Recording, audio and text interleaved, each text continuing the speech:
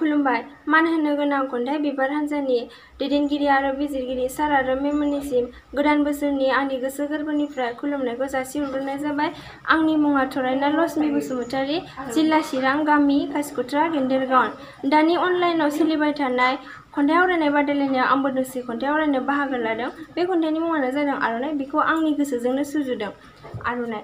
बर'नि जारिमिनाव नोंनि समायना महर, बायदि गाबजों सुजुनाय रिगि रिगां आगर, नागारनो हाया नोंखौ बर'नि हाबाफारि। सोमखोर अख्रांनि उदां जिउ सोलेराव समाय होफैयो नोंनि सैथो महर मुस्रियाव। सोरजि जादों नों बर' बिमानि आखाइजों, बायदि मैया आगर आखाइजों। बर' हारिया सिनायदों नोंखौ आर'नाइ मुंजों। आंगोनिबो आंगो नों बर' हारिनि, फोरमान दं दाबो जोहोलाव जोहोलावजोनि।